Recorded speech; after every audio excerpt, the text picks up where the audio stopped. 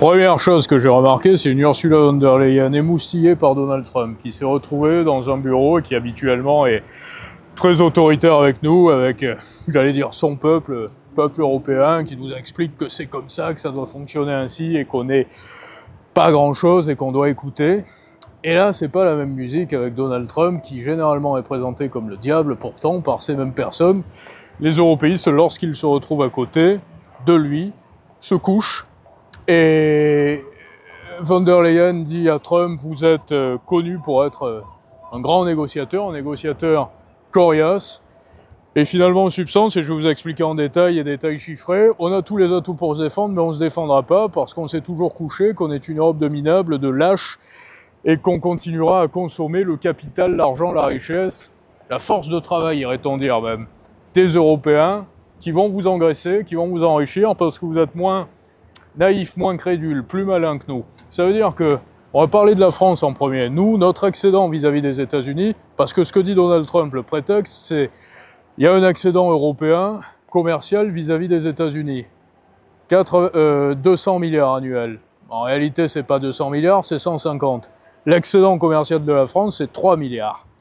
L'excédent commercial de l'Allemagne vis-à-vis des États-Unis, c'est 92 milliards. Ça veut dire qu'on est en train de payer pour l'Allemagne les mêmes tarifs parce qu'on ne peut pas défendre nos intérêts, parce qu'on est enfermé dans une Union européenne, qui plus est que nous ne voulions pas. C'est ça qui est en train de se passer. Excédent commercial de l'Italie, une quarantaine de milliards, à tout casser au maximum. L'Irlande, à peu près pareil. Alors l'Irlande, c'est un autre sujet, parce que, en réalité, on va passer en revue les choses en détail. Les points, pour que vous compreniez bien, ce qui est quand même important à prendre en considération, c'est que le vrai pays exportateur de luxe aujourd'hui en Europe, c'est l'Italie. C'est pas la France, c'est l'Italie. Les produits que tout le monde veut à l'extérieur, quel que soit le prix, c'est des Ferrari. J'ai parlé la dernière fois sur Ferrari, on était ici d'ailleurs à Monaco, sont des Ferrari, sont des Ferragamo, sont les marques italiennes, sont plus les marques françaises. Les Allemands vendent des voitures. Ça aussi, c'est quand même une problématique énorme, que quoi qu'il en soit, les Américains veulent. Ça veut dire qu'au-delà du fait qu'on ne sache pas défendre nos intérêts en tant que Français, en tant qu'Européens, on ne sait pas les défendre non plus, et Ursula von der Leyen, qui est allemande en plus d'être européenne, n'a pas été fichue de défendre les intérêts de l'Allemagne, puisque moi, si j'avais été face à Donald Trump, je lui aurais dit, mais si vous voulez pas de BMW, si vous voulez pas de Mercedes, n'achetez pas de BMW, n'achetez pas de Mercedes, achetez des Honda. Remplacer les BMW, les Audi, les Mercedes par des Tesla, ou par des Honda, par des voitures asiatiques, sur lesquelles vous imposez des droits de douane aussi. Parce que la réalité, c'est ça. La réalité, c'est que les Américains veulent acheter des BMW ou des Mercedes. Donc le prétexte, second prétexte, premier prétexte, c'est de dire, vous avez trop d'excédent commercial, il faut remettre ça à plat, il n'y a pas de raison qu'on achète tant de biens en tant qu'Américains à vous, l'Europe.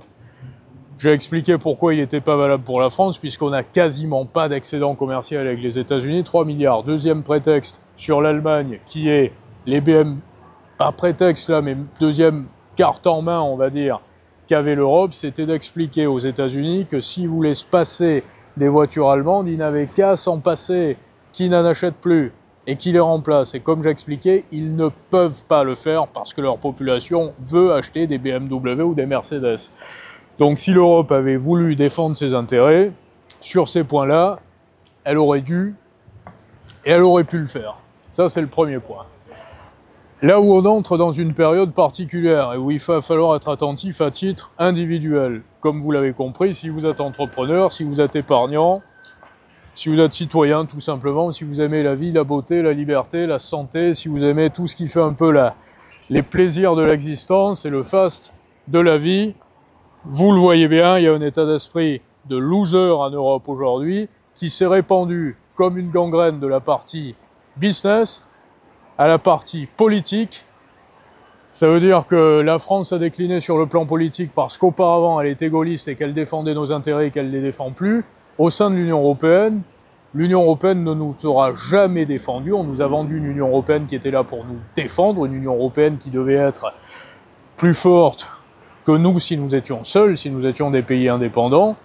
Et on voit que les Britanniques, qui ont quitté l'Union européenne, qui n'en ont jamais autant souffert par ailleurs parce qu'eux n'avaient pas l'euro, ont su défendre bien mieux que nous leurs intérêts en matière de droits de douane. Pour des raisons de configuration, parce qu'ils étaient seuls, et aussi, il faut bien le dire, pour des raisons stratégiques des Américains et fraternelles entre les Américains et les Britanniques, parce que quand on est frères, on s'accorde quelques avantages.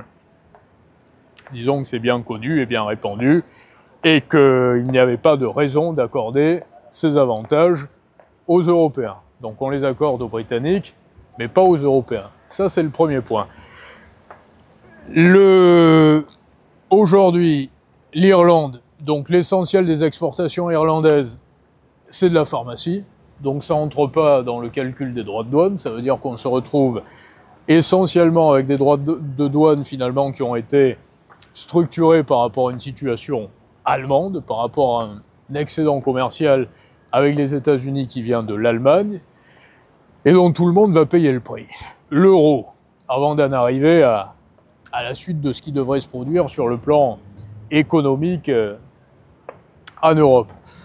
L'euro va devenir un problème de plus en plus, je dirais, majeur. Ça n'était déjà un. Pourquoi? Parce que on entre dans une période où c'est la logique de change qui va diriger tous les échanges mondiaux et mondialisés. Et pour pouvoir piloter une entreprise ou un pays dans une situation où c'est la logique de change qui dirige, il faut que vous soyez en mesure, si vous êtes un pays, de battre monnaie, et si vous êtes une entreprise, de vous couvrir contre le change. Les entreprises américaines ont l'habitude de se couvrir contre le change, pas beaucoup les entreprises européennes, beaucoup moins. Ça veut dire que les PME surtout, PME américaines, se couvrent contre les risques de change beaucoup plus. Pourquoi?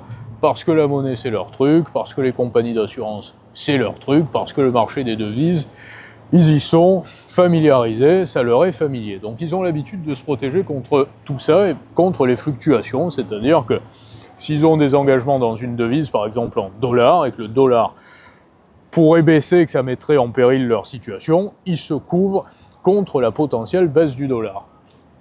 Ce que je suis en train d'expliquer, c'est que les entreprises vont devoir user de beaucoup plus de psychologie, de stratégie, par rapport aux fluctuations des devises.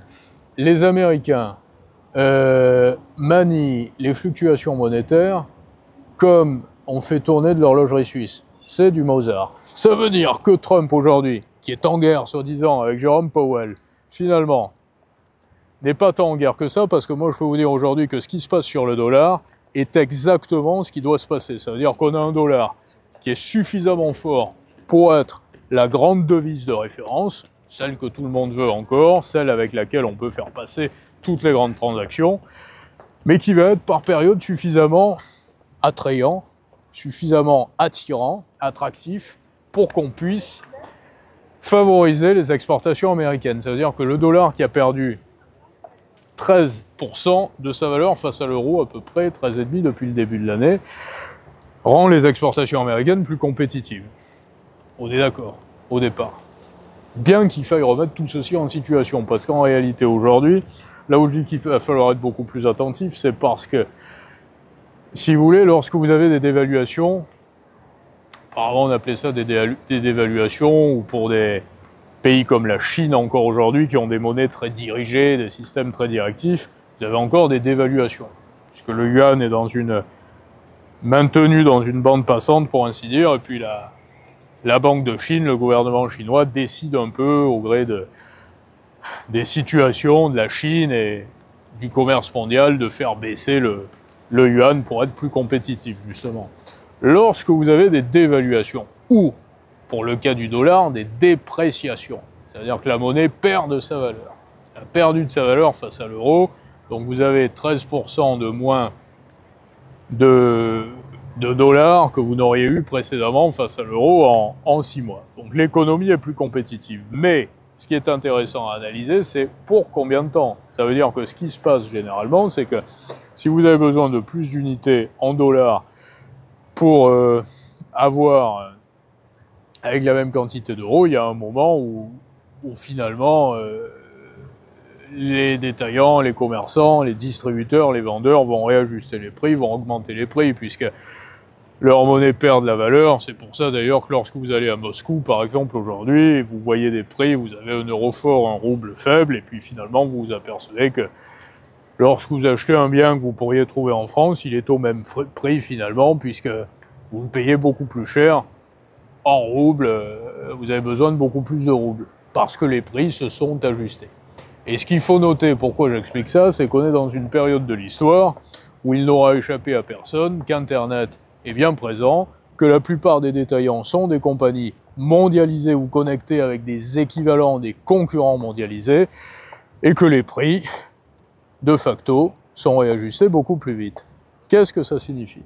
Ça signifie que ce que je suis en train d'expliquer, c'est que contrairement à ce que tous les analystes vous expliqueront sur beaucoup de plateaux, moins joli que celui-ci,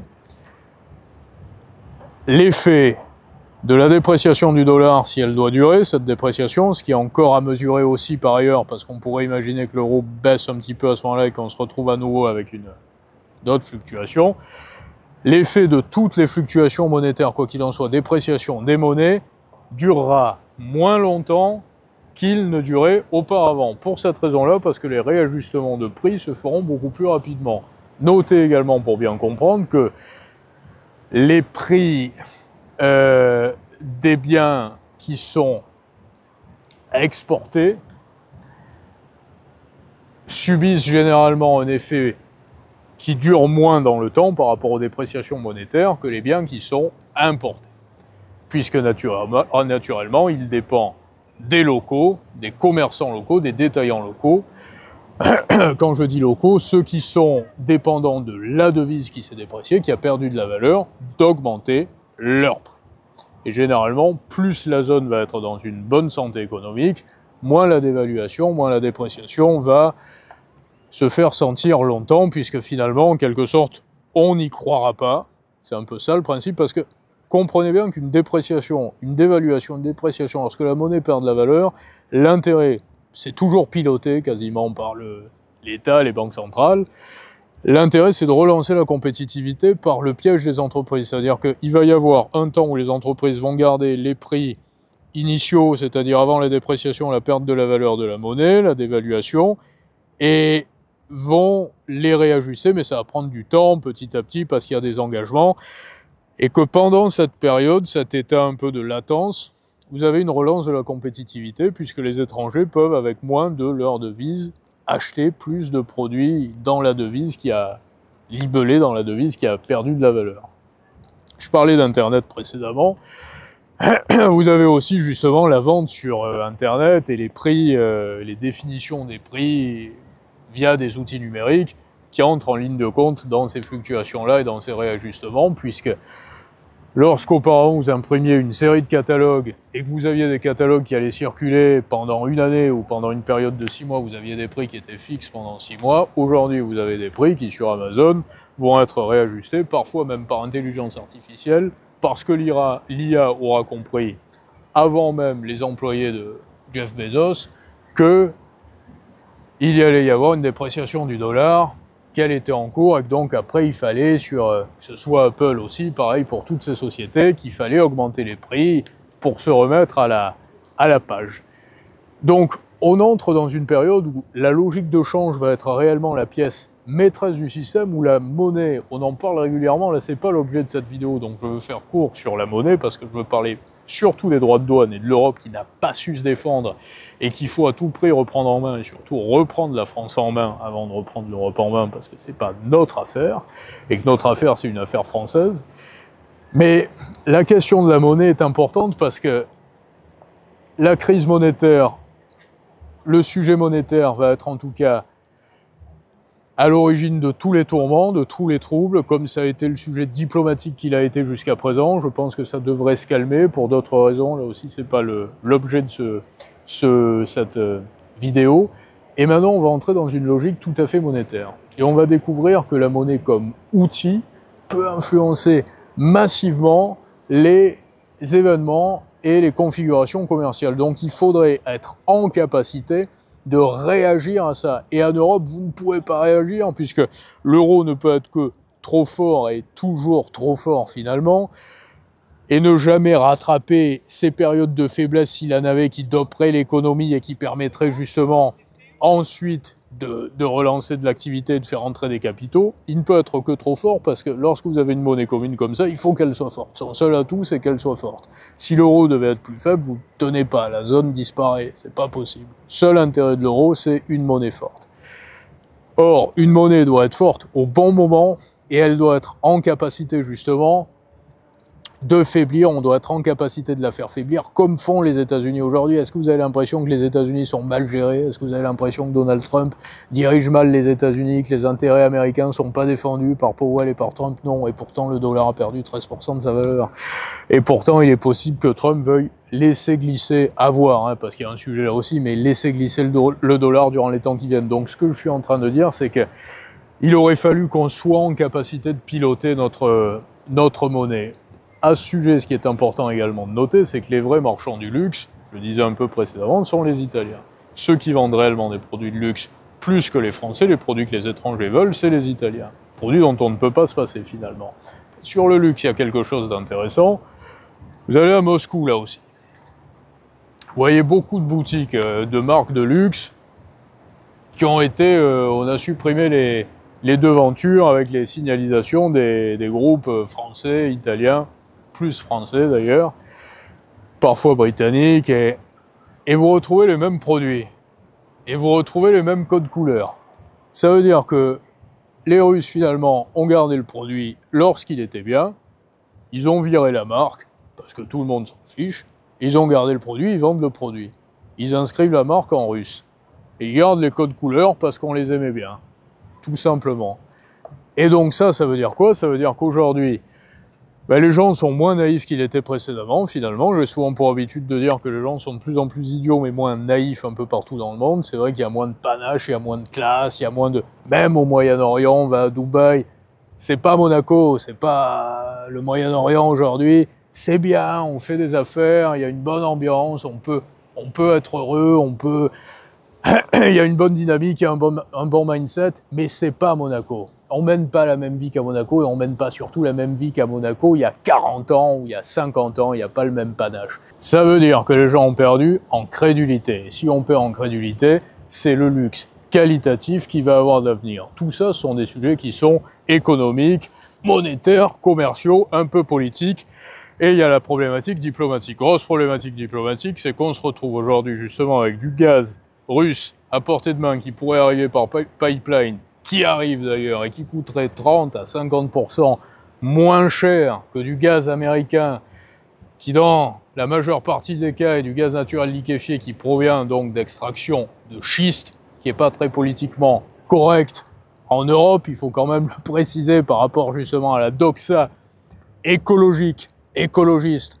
L'écologisme, non pas comme signification humaine, ni même politique dans la gestion de la cité au sens premier de la politique, mais comme doxa de corruption, comme outil pour la corruption, parce que l'écologie aujourd'hui est le bras armé, l'un des axes principaux qui permet de censurer, d'interdire, de penser, de comprendre, de réfléchir pour faire passer des transactions, des paiements pour des sociétés au gré des relations qui se créent entre politique et privé, ce qui est une problématique considérable qu'il y a en Europe, mais qu'il n'y a pas aux États-Unis, au Moyen-Orient ou dans d'autres blocs, il faut quand même le préciser.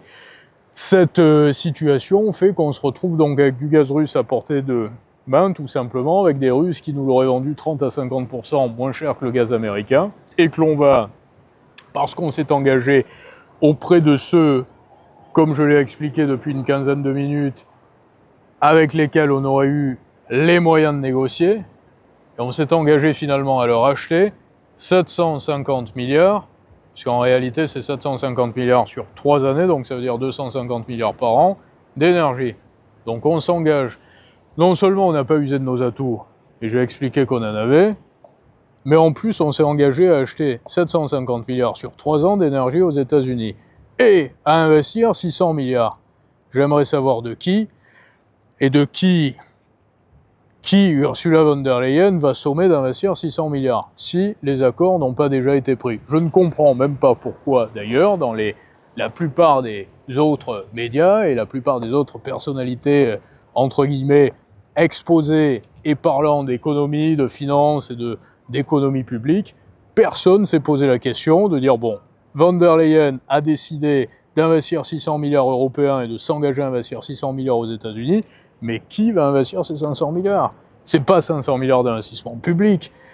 Lorsque les Japonais sont engagés à des investissements, ils ont dit on va acheter plus de riz américain, on va investir aux États-Unis. Ben, on a compris qui c'était, on a compris que ça allait être des sociétés qui font de l'automobile, beaucoup, qui font de l'équipement, japonaises qui vont s'installer aux États-Unis. Là, sur l'Europe, il y a un flou absolu, on n'a pas besoin de savoir, on n'a pas besoin de nous dire quelles sont les sociétés qui vont investir ces 600 milliards, et on n'a même pas besoin de savoir précisément sur combien de temps. 600 milliards sur combien? Une année, 2 ans, 3 ans? On ne sait pas précisément. Donc il y a beaucoup de problématiques. Comme je l'ai dit, on avait les moyens de se défendre, on ne l'a pas fait. On pouvait expliquer qu'on n'avait pas tant que ça d'excédents commerciaux si on était français. On pouvait expliquer que les Américains ne pourraient pas se passer des BMW allemandes. On pouvait expliquer que la plupart ensuite des exportations sont des exportations qui ne devraient pas entrer dans le calcul justement du levier américain par rapport à l'excédent, puisque elles seront dédouanées de droits de douane, c'est le cas de le dire, de tarifs, puisqu'elles concernent des produits qui ne sont pas concernés, de la pharmacie. On n'est pas en mesure d'être fort avec ceux avec qui on devrait l'être, c'est-à-dire l'extérieur, pour défendre nos intérêts quand on est européen, mais on sanctionne notre population, on sanctionne les États européens, les contributeurs d'une Europe qui est quand même un territoire formidable à la base, qui est quand même le plus beau territoire du monde et qui, si on en faisait quelque chose, il y a énormément de choses à faire en Europe aujourd'hui. Et dans des pays comme la France, si on voulait sauver nos pays, on le pourrait encore aujourd'hui. On pourrait en faire des paradis. On pourrait, plutôt que de faire autour de toutes les grandes villes, que ce soit... Moi, j'ai émis beaucoup d'idées auprès des politiques européens, français ces dernières années. Personne ne les a jamais écoutés, personne n'a jamais voulu les entendre. Pour une raison précise, c'est que le plan qui est en place, c'est un plan de SAP, c'est un plan d'hyper-consommation qui a pour but de consommer l'Europe jusqu'au bout. Plutôt que de faire des périphéries avec des logements sociaux à Lyon, Bordeaux, Paris, Marseille, Nice, vous créeriez des zones franches, vous attireriez les capitaux du monde entier parce qu'il y a de l'innovation à faire jaillir ici, parce qu'il y a un marché qui effectivement est un marché qui ne devrait pas être en voie de paupérisation. Ce qu'on retrouve aujourd'hui de plus en plus, finalement, c'est un marché de pauvres gens en Europe, alors que c'était le territoire de la richesse. Vous vous rendez compte du déclin?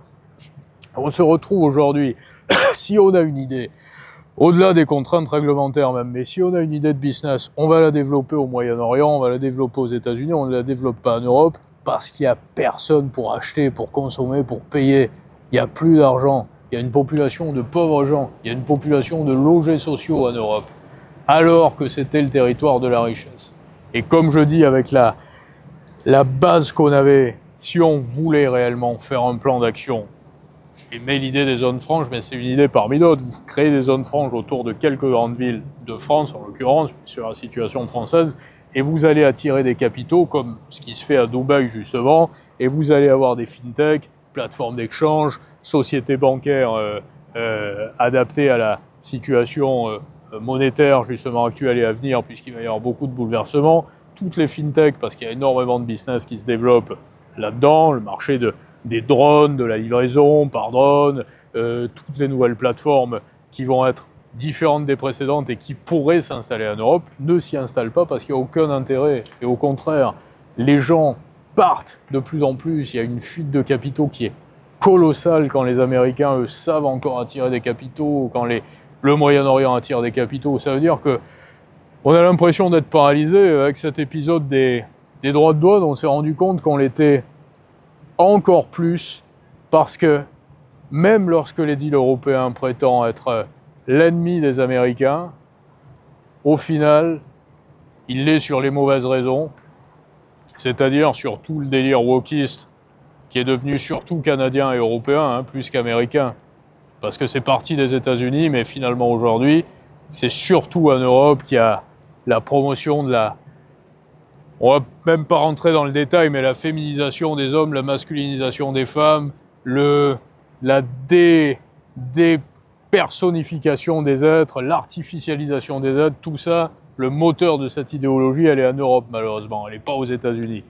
Et là, lorsque Donald Trump, lorsque les Américains luttent contre ça, l'Union européenne est ennemie des États-Unis. Par contre, lorsqu'il s'agit de défendre nos intérêts face à Donald Trump et aux États-Unis, l'Union européenne se couche. Je vous laisse méditer là-dessus.